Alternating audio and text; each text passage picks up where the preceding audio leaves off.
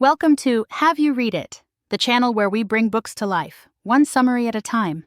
Today we're diving into Dale Carnegie's How to Develop Self-Confidence and Influence People by Public Speaking.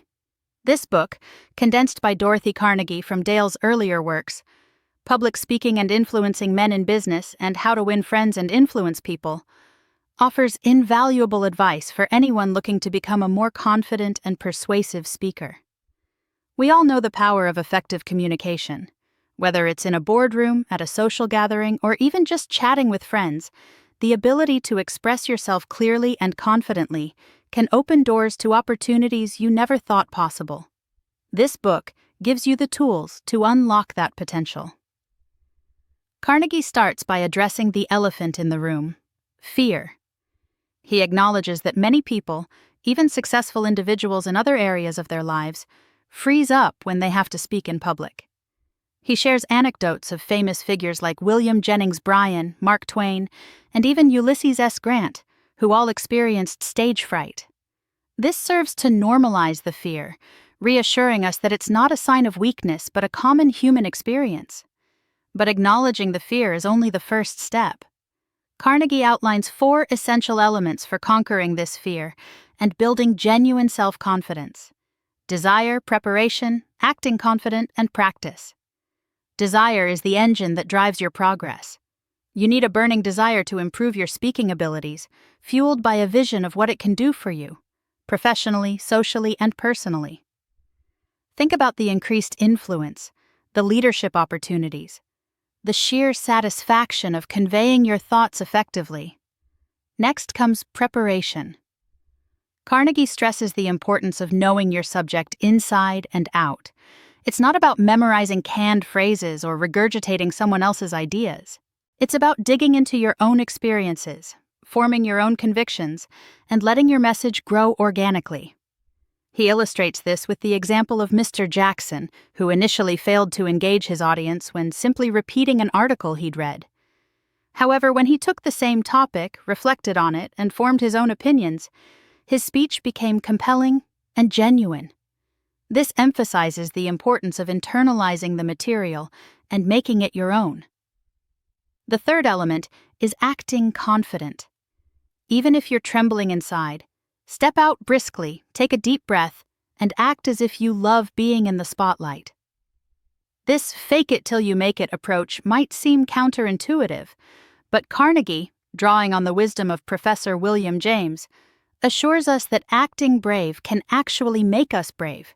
Even Teddy Roosevelt, known for his courage, admitted to using this technique.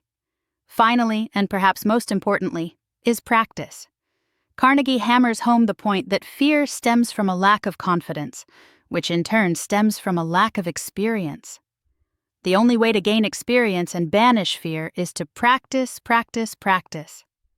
Carnegie explores preparation, providing practical advice.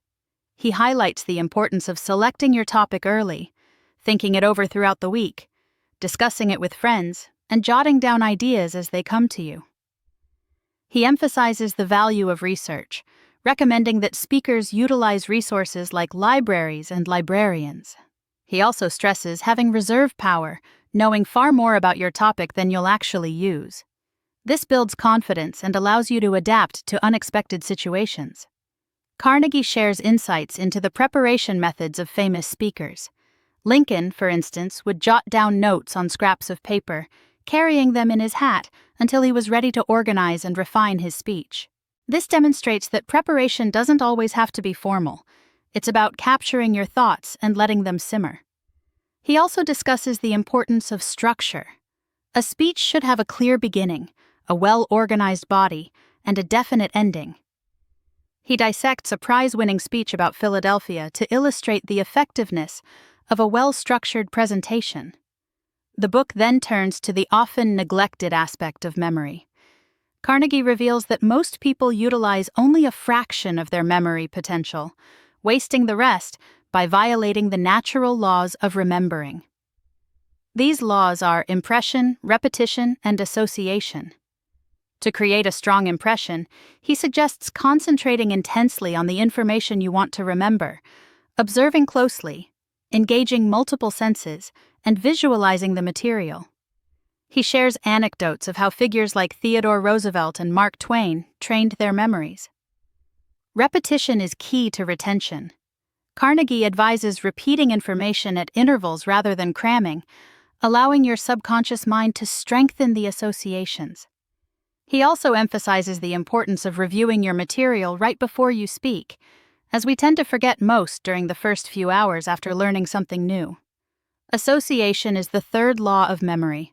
To remember effectively, you need to link new information to something you already know.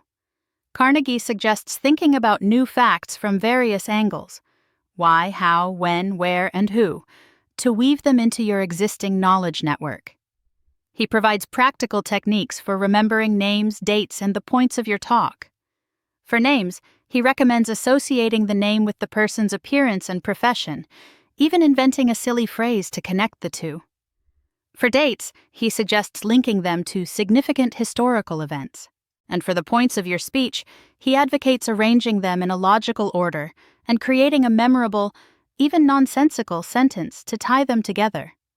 Carnegie also offers advice for handling the dreaded moment of forgetting your speech mid-presentation.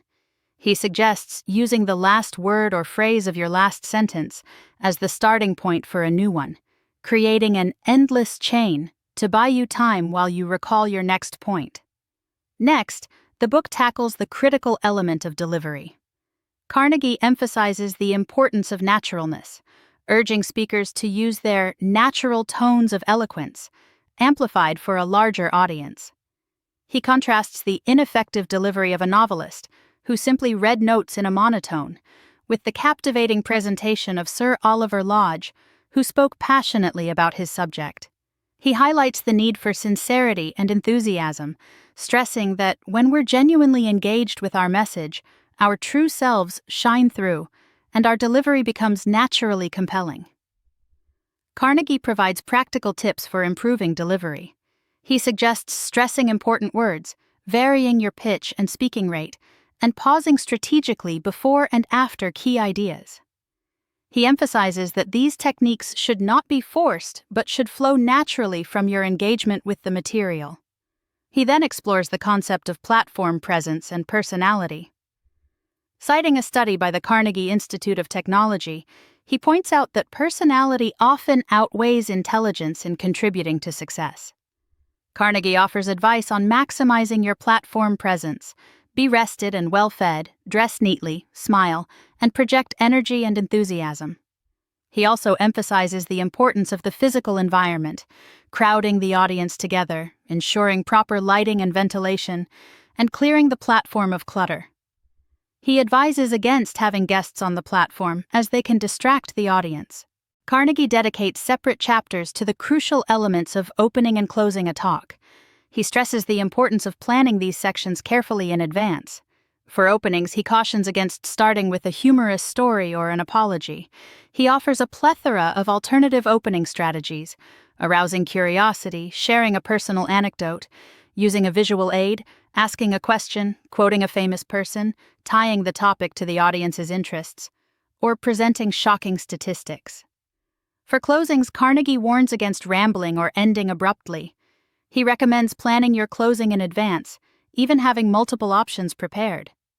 He suggests several effective closing techniques: summarizing your main points, appealing for action, paying the audience a sincere compliment, ending with a humorous remark or a relevant quote, or building up to a climax. He emphasizes the importance of ending while the audience is still engaged, leaving them wanting more. Carnegie then turns to the crucial aspect of clarity. He emphasizes the importance of knowing your goal, whether it's to clarify, convince, inspire action, or entertain. He highlights the effectiveness of using comparisons, avoiding technical jargon, and appealing to the sense of sight with visual aids and concrete examples. He recommends restating your key ideas in different words to ensure they sink in. Finally, the book addresses the art of capturing and holding the audience's interest. Carnegie points out that people are primarily interested in themselves. He advises tailoring your message to their interests and needs, sharing human interest stories, and being specific and concrete in your language. He emphasizes that interest is contagious. If you're passionate about your topic, your audience is likely to be captivated as well. He then concludes with the importance of improving your diction by studying literature and great works of poetry and prose, recommending to learn to pick up new words and avoid cliches and worn-out phrases. So, what's the main takeaway from How to Develop Self-Confidence and Influence People by Public Speaking? It's this. Effective public speaking is a skill, not a talent. It's something anyone can learn and master with the right approach. Here are some easy-to-remember heuristics. Desire, prepare, act, practice. The 4 pillars of building self-confidence: impression, repetition, association. The 3 laws of memory. And finally, be yourself, be enthusiastic, and be interested in your audience. Thanks for watching. Make sure to give this video a thumbs up and hit that subscribe button so you never miss our next book dive.